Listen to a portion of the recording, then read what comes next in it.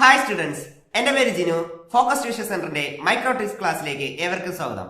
നമ്മൾ ഇന്ന് നോക്കാൻ പോകുന്നത് 10ാം ക്ലാസ് ഫിസിക്സിലെ SSLC ചലഞ്ചിങ് ക്വസ്റ്റ്യൻസിലെ പാർട്ട് 2ലെ വീഡിയോ ആണ്. ഓക്കെ, ഈ വീഡിയോയിൽ നമ്മൾ ഡിസ്കസ് ചെയ്യാൻ പോകുന്നത് അതും 3 പ്രധാനപ്പെട്ട ടോപ്പിക്കുകളാണ്. ഒന്ന് പവർ, മറ്റൊന്ന് കോൺകേവ് മിറർ, മറ്റൊന്ന് ട്രാൻസ്ഫോമർ. ഇത് 3ഉം വളരെ ഇമ്പോർട്ടൻ്റ് ആണ്. Power, concave mirror, transformer. Okay, ആദ്യത്തെ ടോപ്പിക്കിലോട്ട് പോകും. ഒന്നാമത്തെ ചാപ്റ്ററിലെ പവർ. എന്താണ് പവർ? ഒരു ഇലക്ട്രിക് ഡിവൈസ് ഒരു യൂണിറ്റിൽ എത്രത്തോളം എനർജി കൺസ്യൂം ചെയ്തു എന്നതാണ് പവർ. എന്താണ് പവർ? ഒരു ഇലക്ട്രിക് ഡിവൈസ് ഒരു യൂണിറ്റിൽ എത്രത്തോളം എനർജി കൺസ്യൂം ചെയ്തു എന്നതാണ് പവർ. പവറിന്റെ യൂണിറ്റ് എന്താണ്? അതെ, വാട്ടാണ്. WATT, വാട്ടാണ് എന്ത്? പവറിന്റെ യൂണിറ്റ്. അപ്പൊ പവറിന്റെ യൂണിറ്റ് എന്താ? വാട്ട്. പവറിന്റെ യൂണിറ്റ് എന്താണ്? വാട്ടാണ്. ഓക്കെ, ആയിക്കോട്ടെ. എന്നാൽ ഒരു ചോദ്യം നമുക്ക് ഇവിടെ സ്ക്രീനിൽ കാണാം അല്ലെ. And incandescent lamp bears the marking 2000 voltage and 100 watt. Sorry, 2000 അല്ല, 200 വോൾട്ടേജും 100 വാട്ടും. അപ്പം വാട്ട് ഡസ് 100 വാട്ട് ഇൻഡിക്കേറ്റ്? എന്തുവാണ് ഈ 100 വാട്ട് ഇൻഡിക്കേറ്റ് ചെയ്യുന്നത്, സൂചിപ്പിക്കുന്നത്? 100 വാട്ട് ഇൻഡിക്കേറ്റ് ചെയ്യുന്നത് എന്താണ്? ഇപ്പൊ പറഞ്ഞോളൂ. വാട്ട് പവറിന്റെ യൂണിറ്റ് ആണ്. അത് ഇൻഡിക്കേറ്റ് ചെയ്യുന്നത് എന്തിനാണ്? പവറിനെയാണ്. 100 വാട്ട് എന്തിനാണ് ഇൻഡിക്കേറ്റ് ചെയ്യുന്നത്? പവറിനെയാണ് സൂചിപ്പിക്കുന്നത്. ഓക്കെ, രണ്ടാമത്തെ ചോദ്യം, what is the resistance of its filament? ഫിലമെന്റിന്റെ റെസിസ്റ്റൻസ് എന്താ? അപ്പൊ ഫിലമെന്റിന്റെ റെസിസ്റ്റൻസ് ആണ്. അതിനുവേണ്ടി നമുക്ക് ആദ്യമായിട്ട് അറിയേണ്ടത് പവറിന്റെ ഇക്വേഷൻസ് ആണ്. പവറിന്റെ ഇക്വേഷൻസ് ഒക്കെ ഓരോന്ന് നമുക്ക് പറഞ്ഞു നോക്കാം. ഒന്ന്, P = I²R. മറ്റൊന്ന് P = V²/R. മറ്റൊന്ന് P = VI.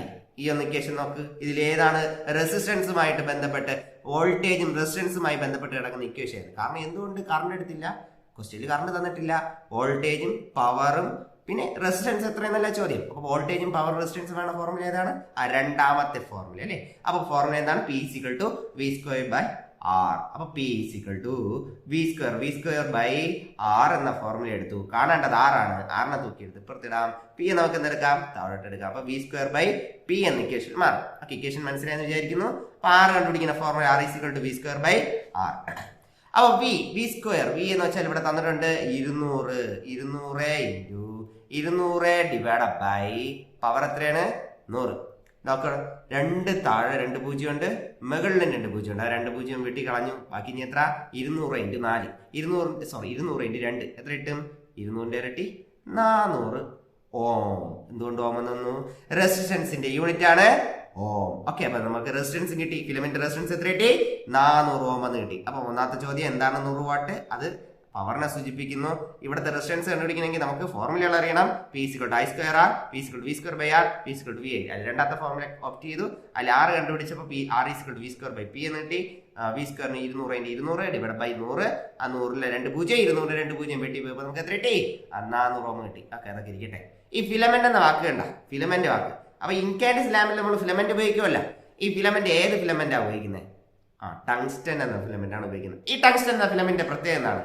അതെ, ഹൈ റെസിസ്റ്റൻസ് അല്ലെങ്കിൽ high resistivity, high melting point, high ductility, ability to remain white hot condition for long time without getting oxidization. Okay, ഇത് പഠിച്ച് നമ്മൾ പോകണതാണ് അല്ലേ. ഓക്കെ, അപ്പോൾ ഈ ഫിലമെന്റ് ലാമ്പിനെ അല്ലെങ്കിൽ ഫിലമെന്റ് ബൾബിനെ കവർ ചെയ്തുകൊണ്ട് ഒരു ഗ്ലാസ് കവറിംഗ് ഉണ്ട്. ഇതിൻ്റെ അകത്ത് നമ്മൾ എന്ത് ചെയ്യുന്നുണ്ട്? ഇതിൻ്റെ അകത്തുള്ള ഗ്യാസുകൾ നമ്മൾ എന്ത് ചെയ്യാറുണ്ട്? ഇവാക്യുവേറ്റ് ചെയ്യാറുണ്ട് അല്ലേ. അത് നമ്മൾ ഇൻകാൻഡിസെന്റ് എന്ന ടോപ്പിക്കിൽ നമ്മൾ പഠിക്കുന്നതാണ്. അപ്പോൾ ഈ ഫിലമെന്റുമായി ബന്ധപ്പെട്ട ഒരു ക്വസ്റ്റ്യൻ നിങ്ങൾ പിടിച്ചോളൂ. ആ ക്വസ്റ്റ്യൻ വളരെ ഇമ്പോർട്ടന്റ് ആണ്. നേരത്തെയുള്ള പ്രീവിയസ് ചോദ്യങ്ങളിലൊക്കെ നമുക്ക് ചോദിച്ച് കാണുന്നുള്ള ചോദ്യമാണ്. ചോദ്യം ഇതാണ്, നിങ്ങൾ ഒരു പക്ഷേ കേട്ടിട്ടില്ലായിരിക്കും. ചോദ്യം ഇതാണ്, ഒരു ഫിലമെന്റ് ബൾബിന്റെ ഫിലമെന്റ് പൊട്ടി, എന്നാൽ വീണ്ടും ഒന്ന് റീജോയിൻ ചെയ്ത് കഴിഞ്ഞ് ഈ ഫിലമെന്റ് വർക്ക് ചെയ്യിപ്പിച്ചാൽ, അല്ലെങ്കിൽ ബൾബിനെ വർക്ക് ചെയ്യിപ്പിച്ചാൽ ബൾബിന്റെ ഇന്റൻസിറ്റി കുറയും. ഓക്കെ, അപ്പോൾ 9ാം ക്ലാസ്സിൽ പഠിച്ച നമ്മൾ ഒരു ചെറിയൊരു ടോപ്പിക്കിലോട്ട് തിരിച്ചു പോവേണേ. 9 നമ്മൾ പഠിച്ചിട്ടുണ്ട് R is directly proportional to L and inversely proportional to A. Resistance ലെങ്തിന് ഡയറക്ട്ലി പ്രൊപ്പോർഷനും ഏരിയ ക്രോസ് സെക്ഷന് ഇൻവേഴ്സ്ലി പ്രൊപ്പോർഷൻ ആണ്. അപ്പോൾ നോക്കിക്കോ, ഒരു ഫിലമെന്റ് പൊട്ടി വീണ്ടും കൂട്ടി കെട്ടിക്കഴിഞ്ഞാൽ അതിന്റെ ലെങ്ത് കുറയും. ലെങ്ത് കുറഞ്ഞാൽ ഡയറക്ട്ലി പ്രൊപ്പോർഷൻ ആയിട്ടുള്ള റെസിസ്റ്റൻസ് എന്ത് ചെയ്യും? കുറയും. അപ്പൊ ലെങ്ത് കുറഞ്ഞാൽ റെസിസ്റ്റൻസും കുറയും. റെസിസ്റ്റൻസ് കുറഞ്ഞെന്ന് വെച്ചോ, ഓംസിലെ പ്രകാരം V = IR ആണല്ലോ. അപ്പോ R = V/I എന്നുണ്ടല്ലോ ഒരു ഇക്വേഷൻ, ഓർമ്മയുണ്ടല്ലോ. ഓക്കെ, ഈ R ഉം I ഉം തമ്മിലുള്ള റിലേഷൻ എന്താ? അത് ഇൻവേഴ്സൽ റിലേഷൻ ആണ്. അപ്പൊ ഇവിടെ റെസിസ്റ്റൻസ് കുറഞ്ഞാൽ അവിടുത്തെ കറണ്ട് എന്ത് ചെയ്യും? കൂടും. കറണ്ട് കൂടിക്കഴിഞ്ഞാൽ ബൾബിന്റെ ഇന്റൻസിറ്റി എന്ത് ചെയ്യും? കൂടും. അങ്ങനെ ഒരു ചോദ്യം വന്നാൽ ശ്രദ്ധിക്കണേ. ആ ഒരു ബൾബിന്റെ ഫിലമെന്റ് പൊട്ടി വീണ്ടും കൂട്ടി കെട്ടിക്കഴിഞ്ഞാൽ ആ ബൾബിന്റെ ഇന്റൻസിറ്റി കൂടുവോ കുറയോ? ഉറപ്പായിട്ട് എന്ത് ചെയ്യും? കൂടും. റെസിസ്റ്റൻസ് കുറയുന്നത് കൊണ്ട് അവിടുത്തെ ബൾബിന്റെ ഇന്റൻസിറ്റി കൂടും. ഓക്കെ, ഇതൊരു സ്പെഷ്യൽ ടോപ്പിക് ആയിട്ട് തന്നെ കരുതിക്കോ. ഇനി അടുത്ത C part question, what are the advantages of LED over incandescent lamp? ഈ ഇൻകാൻഡസന്റ് ലാമ്പിനെ അപേക്ഷിച്ച് LED അഡ്വാൻറ്റേജ് എന്താ? ഈ ഇൻകാൻഡസന്റ് ലാമ്പിൽ നമ്മൾ എന്ത് ഉപയോഗിക്കുന്നുണ്ട്? ഫിലമെന്റ് ഉപയോഗിക്കുന്നുണ്ട്. ഈ ഫിലമെന്റ് എന്ത് ചെയ്യാറുണ്ട്? വളരെയധികം ചൂടാവാറുണ്ട്. ചൂടാവുന്നതുകൊണ്ട് തന്നെ എനർജി എഫിഷ്യൻസി കുറയാറുണ്ട്, ഹീറ്റ് കൂടുതൽ പ്രൊഡ്യൂസ് ചെയ്യാറുണ്ട്, ലൈഫ് ടൈം കുറച്ച് വളരെ കുറവാണ്. എന്നാൽ LED അഡ്വാൻറ്റേജ് ഇതൊക്കെയാണ്, ഇതിന് ജസ്റ്റ് ഓപ്പോസിറ്റ് ആണ്. ലൈഫ് ടൈം വളരെയധികം കൂടുതലാണ്. ഇതിനകത്ത് ഫിലമെന്റ് ഇല്ലാത്തതുകൊണ്ട് ഹീറ്റ് ലോസ് ഇല്ല. പിന്നെ അതുപോലെ തന്നെ പോയിസണസ് ഗ്യാസ് ഇല്ലാത്തതുകൊണ്ട് എക്കോ ഫ്രണ്ട്ലി ആണ്. അങ്ങനെ കുറേ പോയിന്റുകൾ പഠിക്കാറുണ്ട് അല്ലേ? അതിൽ ഏതെങ്കിലും 2 പോയിന്റ് ചെയ്ത് write and advantage of LED lamp over incandescent lamp. വളരെ എളുപ്പമുള്ള ക്വസ്റ്റ്യൻ ആണ് അല്ലേ? അപ്പോൾ ഈ ക്വസ്റ്റ്യൻ ഒന്ന് സ്കിപ്പ് ചെയ്ത് പോവല്ലേ. പവർ ചെയ്യുന്ന ഏതെങ്കിലും ഒരു ക്വസ്റ്റ്യൻ നിങ്ങൾക്ക് പ്രതീക്ഷിക്കാം. അതിലൊരു ഇമ്പോർട്ടന്റ് ക്വസ്റ്റ്യൻ ആണ്. ഓക്കെ, ഇനി രണ്ടാമത്തെ ടോപ്പിക്കാണ് കോൺകേവ് മിറർ. ഈ കോൺകേവ് മിറർ എന്ന് കേൾക്കുമ്പോഴേ പിള്ളേരുടെ നെറ്റി ചുളിയും. കാരണം എന്താ? ചെയ്യാറുകൂടാ, അല്ലെങ്കിൽ ചെയ്യുമ്പോൾ തെറ്റിപ്പോവും. ന്യൂ കാർട്ടീഷ്യൻ സൈൻ മെത്തേഡ് വരുമ്പോൾ ഇത് എവിടെ പോസിറ്റീവ് എടുക്കണം, എവിടെ നെഗറ്റീവ് എടുക്കണം, അത് ഇനി തെറ്റണ്ട. ഉറപ്പായിട്ട് ഈ ക്വസ്റ്റ്യൻ പരീക്ഷയ്ക്ക് പ്രതീക്ഷിച്ചോ അവർ സംഖ്യ മാറ്റി ചോദിച്ചിരിക്കും. ഓക്കെ, അപ്പോൾ നമ്മൾ പഠിക്കാൻ പോവേണ് ഒരു കോൺകേവ് മിററിൽ എപ്പോഴൊക്കെ പോസിറ്റീവ് വരും, എപ്പോഴൊക്കെ നെഗറ്റീവ് വരും. ഓക്കെ, കോൺകേവ് മിററിലെ യു എപ്പോഴും എന്തായിരിക്കും? എല്ലാ കേസിലും യു എന്തായിരിക്കും? നെഗറ്റീവ് ആയിരിക്കും. എന്താണ് യു? ഒബ്ജക്റ്റ് മുതൽ മിറർ വരെയുള്ള ദൂരമാണ് യു, അത് നെഗറ്റീവ് ആയിരിക്കും. എഫ് എന്തായിരിക്കും? കോൺകേവ് മിറർ ആൻഡ് അത് നെഗറ്റീവ് തന്നെയായിരിക്കും. വി പോസിറ്റീവ് ആവാം, നെഗറ്റീവ് ആവാം. വി പോസിറ്റീവ് ആവാം, നെഗറ്റീവ് ആവാം. എപ്പോ പോസിറ്റീവ് ആവും? വെർച്വൽ ഇമേജ് ആണെങ്കിൽ മാത്രം വി പോസിറ്റീവ്. റിയൽ ഇമേജ് ആണെങ്കിൽ എന്ത് ചെയ്യും? വി നെഗറ്റീവ് ആയിരിക്കും. ഓർത്തോടെ ഇത്രയും പഠിച്ചാൽ മതി. നിങ്ങൾക്ക് നോ കാർട്ടീഷ്യൻ സൈൻ മെത്തേഡില്ല ഒരു കാര്യം തന്നെ എന്ത് ചെയ്യില്ല, തെറ്റത്തില്ല. അപ്പം ചോദ്യത്തിൽ റിയൽ എന്ന് പറഞ്ഞിട്ടുണ്ടെങ്കിൽ അപ്പോ വി എന്താവും? നെഗറ്റീവ് ആവും. എന്താണ് വി? ഇമേജ് മുതൽ മിറർ വരെയുള്ള ദൂരത്തെ നമ്മൾ വി എന്ന് വിളിക്കുമെങ്കിൽ ഒബ്ജക്റ്റ് മുതൽ മിറർ വരെയുള്ള ദൂരത്തെ നമ്മൾ എന്തെന്ന് വിളിക്കും? യു എന്ന് വിളിക്കും. ഓക്കെ, അപ്പൊ ക്വസ്റ്റ്യൻ വായിക്കാം. When an object is placed in front of a concave mirror, ഒരു കോൺകേവ് മിററിന് മുമ്പിൽ 60 ഡിസ്റ്റൻസ് അകലെ ഒരു ഒബ്ജക്റ്റ് വെക്കുന്നു.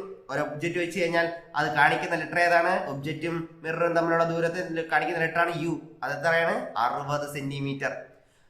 കോൺകേവ് മിററിലെ ക്വസ്റ്റ്യനിൽ തന്നെ പറയുന്നുണ്ട് കോൺകേവ് മിറർ എന്ന്. കോൺകേവ് മിറർ ആൻഡ് യു എന്തായിരിക്കും? നെഗറ്റീവ് ആയിരിക്കും. നെഗറ്റീവ്. ഓക്കെ, കോൺകേവ് എന്തായിരിക്കും?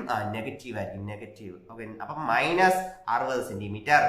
വി എത്ര കിട്ടും? വി -30 സെന്റിമീറ്റർ കിട്ടും. സാറേ ഇതെന്ത് റിയൽ എന്ന് പറഞ്ഞാൽ മാത്രമല്ലേ മൈനസ് ഇടും? ഇവിടെ റിയൽ ഒന്നും പറയണില്ലല്ലോ, പിന്നെ എങ്ങനെ മൈനസ് കിട്ടും? അവിടെ ക്വസ്റ്റ്യൻ ശ്രദ്ധിക്കുക. An image is obtained on the screen. സ്ക്രീനിൽ പതിഞ്ഞു. ഒരു ഇമേജ് സ്ക്രീനിൽ പതിയണമെങ്കിൽ ആ ഇമേജ് എങ്ങനെയുള്ളതായിരിക്കണം? റിയൽ ഇമേജ് ആയിരിക്കണം. അപ്പൊ റിയൽ ഇമേജ് ആണെങ്കിൽ വി എന്തായിരിക്കും?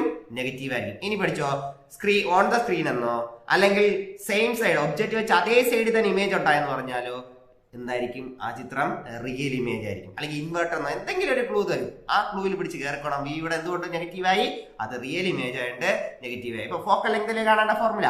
അപ്പൊ ഫോക്കൽ ലെങ്ത് കാണണമെങ്കിൽ mirror equation 1/f = 1/u + 1/v. 1/f = 1/u + 1/v. Equation എങ്ങനെ കിട്ടും നമുക്ക്? 1/f = ഇനി ക്രോസ് മൾട്ടിപ്ലിക്കേഷൻ ചെയ്യുക. v × 1 v plus u × 1 u divided by u × v uv. ഇതിന്റെ റെസിപ്രോക്കൽ എടുക്കാം. അപ്പൊ f കിട്ടും. f = uv divided by v plus u. വീണ്ടും f = u എത്ര കിട്ടി നമുക്ക്? -60 into -30 divided by -30 plus -60 എന്ന് കിട്ടും. ഓക്കെ, അപ്പൊ f = minus into minus plus 1800 1800 divided by ഇവിടെ കണ്ടോ ഒരു പ്ലസ് ഇൻറ്റു മൈനസ്, അപ്പൊ അത് മൈനസ് ആവും. -60 -30 ഉത്തരം എത്ര കിട്ടും? 1000 + 1800 ഡിവൈഡ് ബൈ 2 മൈനസ് 1 എന്ത് ചെയ്യും? നമ്മള് കൂട്ടിയിട്ട് മൈനസ് അങ്ങ് ഇട്ട് കൊടുക്കും. -90. ഈ 0 വെട്ടി പോവും. 9 × 18 2 പ്രാവശ്യം. അടുത്ത് താഴെ 0 കിടക്കുന്നത് അതുകൊണ്ട് വെട്ടി എഴുതി. മുകളിൽ പ്ലസ് താഴെ മൈനസ് എത്ര കിട്ടും? -20. യൂണിറ്റ് ഇടണം. യൂണിറ്റ് ഇട്ടില്ലെങ്കിൽ മാർക്ക് പോകും മക്കളെ. f = എത്ര കിട്ടി? -20 സെന്റിമീറ്റർ എന്ന് കിട്ടി അല്ലേ? അപ്പൊ കോൺകേവ് മിററിലെ f നെഗറ്റീവ് അല്ലേ പറഞ്ഞ? നമ്മൾ ചെയ്ത ഉത്തരം ശരിയല്ലേ? വളരെ ശരിയാണ്. അപ്പോൾ ഇനി ഇതുപോലെ ഒരു ക്വസ്റ്റ്യൻ 3 മാർക്കിന് വന്നു കഴിഞ്ഞാൽ നിങ്ങൾ കിട്ടുങ്ങല്ലേ ക്വസ്റ്റ്യനെ നിങ്ങൾ കിടക്കണം. ഓക്കെ, വളരെ കോൺഫിഡന്റ് ആയിട്ട് ഈ ക്വസ്റ്റ്യൻ നിങ്ങളെ പൂർണ്ണമായിട്ട് പഠിച്ചു പോകാം. ഓക്കെ, ഇനി അടുത്ത് നമ്മൾ നോക്കാൻ പോകുന്നത് ഇതേപോലെ തന്നെ ഇമ്പോർട്ടന്റ് ആയിട്ടുള്ള മറ്റൊരു ടോപ്പിക്കാണ് ട്രാൻസ്ഫോമർ. ഓക്കെ, ട്രാൻസ്ഫോമർ വളരെ ഇമ്പോർട്ടന്റ് ആണ്. തിരിഞ്ഞു പോവാം. 4 മാർക്കിന് വരെ ചോദിക്കാൻ ചാൻസ് ഉള്ള ക്വസ്റ്റ്യൻ ആണ് കേട്ടോ ട്രാൻസ്ഫോമർ. അപ്പൊ ട്രാൻസ്ഫോമറിനെ കുറിച്ച് നോക്കുമ്പോൾ ഇത് പ്രവർത്തിക്കുന്ന മ്യൂച്വൽ ഇൻഡക്ഷനിലാണ്. ട്രാൻസ്ഫോമറിൽ പവർ ലോസ് ഉണ്ടോ? ഇല്ല.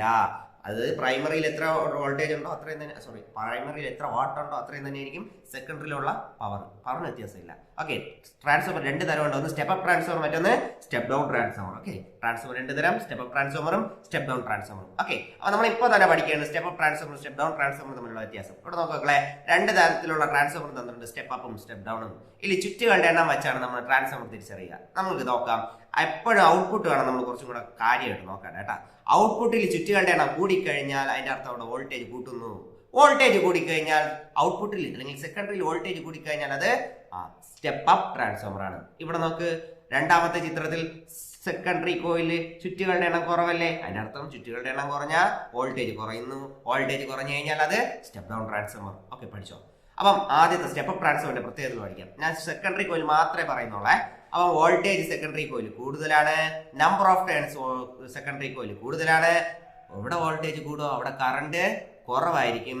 എവിടെ നമ്പർ ഓഫ് ടേൺസ് കൂടുതലായിരിക്കും അവിടെ തിക്നെസ് കുറവായിരിക്കും. അപ്പൊ പഠിച്ചോ, ഒരു സ്റ്റെപ്പ് അപ്പ് ട്രാൻസ്ഫോമറിലെ സെക്കൻഡറി കോയിലെ വോൾട്ടേജ് കൂടുന്നു, നമ്പർ ഓഫ് ടേൺസ് കൂടുന്നു, കറണ്ട് കുറയുന്നു, തിക്നെസ് കുറയുന്നു. ഇനി ജസ്റ്റ് ഓപ്പോസിറ്റ് ആയിരിക്കും എന്ത്, സ്റ്റെപ്പ് ഡൗൺ ട്രാൻസ്ഫോമർ. അപ്പൊ സ്റ്റെപ്പ് ഡൗൺ ട്രാൻസ്ഫോമറിലെ സെക്കൻഡറി കോയിലെ വോൾട്ടേജ് എന്തായിരിക്കും, കുറവായിരിക്കും. കാരണം അവിടെ നമ്പർ ഓഫ് ടേൺസ് കുറവാണ്.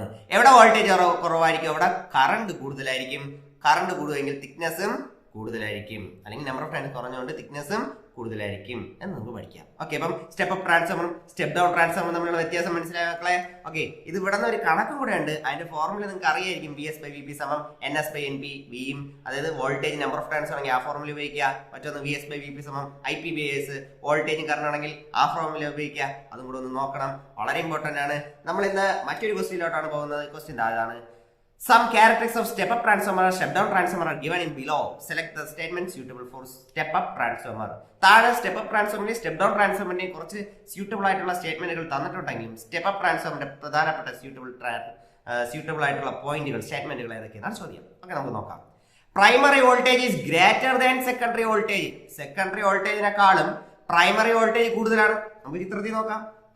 സെക്കൻഡറി വോൾട്ടേജിനെക്കാളും പ്രൈമറി വോൾട്ടേജ് കൂടുതൽ. പ്രൈമറി വോൾട്ടേജ് കൂടുതലാണെങ്കിൽ സെക്കൻഡറി വോൾട്ടേജ് കുറവായിരിക്കും. സെക്കൻഡറിയിൽ വോൾട്ടേജ് കുറഞ്ഞത് ഏത് ട്രാൻസ്ഫോമർ ആണ്, അത് സ്റ്റെപ്പ് ഡൗൺ ട്രാൻസ്ഫോമർ ആണ്. അപ്പം ആദ്യത്തത് സ്റ്റെപ്പ് അപ്പ് ട്രാൻസ്ഫോമറിന്റേത് അല്ല. അപ്പൊ രണ്ടാമത്തതോ, secondary voltage greater than primary voltage. Primary വോൾട്ടേജിനെക്കാളും കൂടുതലാണ് സെക്കൻഡറി വോൾട്ടേജ്. സെക്കൻഡറി വോൾട്ടേജ് കൂട്ടണമെങ്കിൽ അത് ഏത് ട്രാൻസ്ഫോമർ ആയിരിക്കും, സ്റ്റെപ്പ് അപ്പ് ട്രാൻസ്ഫോമർ. രണ്ടാമത്തത് സ്റ്റെപ്പ് അപ്പ് ട്രാൻസ്ഫോമർ ആണോ, ആണ്. മൂന്നാമത്തത്, current in the primary coil is greater than secondary coil. അതായത് സെക്കൻഡറി കോയിലിനെക്കാളും കറണ്ട് പ്രൈമറി കോയിൽ കൂടുതലാണ്. അതിന്റെ അർത്ഥം സെക്കൻഡറി കോയിൽ കറണ്ട് കുറവാണ്. സെക്കൻഡറി കോയിൽ കറണ്ട് കുറഞ്ഞു കഴിഞ്ഞാൽ വോൾട്ടേജ് കൂടുതലായിരിക്കും. സെക്കൻഡറിയിൽ വോൾട്ടേജ് കൂടിയാൽ അത് സ്റ്റെപ്പ് അപ്പ് ട്രാൻസ്ഫോമർ ആണ്, സ്റ്റെപ്പ് അപ്പ് ട്രാൻസ്ഫോമർ. അപ്പം അത് വരും, സ്റ്റെപ്പ് അപ്പ് ട്രാൻസ്ഫോമർ വരും. ഇനി അടുത്തത്, കറണ്ടിന്റെ secondary coil is greater than primary coil. Secondary കോയിലിനെക്കാളും പ്രൈമറി കോയിൽ എന്ത് ചെയ്യും, കറണ്ട് കൂടുതലായിരിക്കും. അപ്പം പ്രൈമറി കോയില് കറണ്ടിൻ സെക്കൻഡറി കോയിൽ കറണ്ട് കൂടുതലാണെങ്കിൽ അവിടുത്തെ വോൾട്ടേജ് കുറവായിരിക്കും. സെക്കൻഡറിയിൽ വോൾട്ടേജ് കുറഞ്ഞാൽ അത് ഏത് ട്രാൻസ്ഫോമർ ആയിരിക്കും, സ്റ്റെപ്പ് ഡൗൺ ട്രാൻസ്ഫോമർ ആണ്. ഇനി അടുത്തത്, thick wires are used in primary coil. Thick wires അതായത് പ്രൈമറി കോയിൽ ഉപയോഗിക്കുന്ന തിക്ക് വയേഴ്സ് ആണ്. എന്നാൽ ഏതായിരിക്കും, thin wires are used in secondary coil. Thin വയേഴ്സിനാണെങ്കിൽ ചുറ്റുകളുടെ എണ്ണം കൂടുതലായിരിക്കും. ചുറ്റുകളുടെ എണ്ണം കൂടിയാൽ വോൾട്ടേജ് കൂടുതലായിരിക്കും. വോൾട്ടേജ് കൂടിക്കഴിഞ്ഞാൽ ഏത് ട്രാൻസ്ഫോമറാ, step up transformer. Step up ട്രാൻസ്ഫോമറിൽ ഇത് പെടും. അടുത്തത്, thick wires are used in secondary coil. നിങ്ങൾക്ക് ഡൗട്ട് ആണെങ്കിൽ ഇതാ ഈ ചിത്രം തന്നെ നോക്കാം. Thick wires are used in secondary coil. Thick wires സെക്കൻഡറിയിൽ യൂസ് ചെയ്ത് കഴിഞ്ഞാൽ അവിടുത്തെ കറണ്ട് എന്തായിരിക്കും കൂടുതൽ. കറണ്ട് കൂടി കഴിഞ്ഞാൽ വോൾട്ടേജ് കുറയും. വോൾട്ടേജ് കുറഞ്ഞു കഴിഞ്ഞാൽ ഏത് ട്രാൻസ്ഫോമർ ആണ്, സ്റ്റെപ്പ് ഡൗൺ ട്രാൻസ്ഫോമർ. ഓക്കെ മക്കളെ, ഇത്രയും പഠിച്ചോളൂ. വളരെ ഇമ്പോർട്ടന്റ് ആയ ടോപ്പിക്കുകൾ നമ്മൾ കഴിഞ്ഞു. 3 കാര്യങ്ങൾ, പവറ്, അതുപോലെ തന്നെ കോൺകേവ് മിറർ, ട്രാൻസ്ഫോമർ. ഇത്രയും പഠിച്ചാൽ കിടിലമായിട്ട് നിങ്ങൾ പരീക്ഷ എഴുതിക്കോ. പക്കയായിട്ട് നിങ്ങൾക്ക് ഇവിടെ നിന്ന് ഉറപ്പായിട്ടും 5 കുറയാതെ മാർക്ക് വേണ്ട. വളരെ കോൺഫിഡന്റ് ആയിട്ട് എഴുതിക്കോ. അടുത്ത ക്ലാസ്സിൽ കാണും വരെയും ബൈ ബൈ.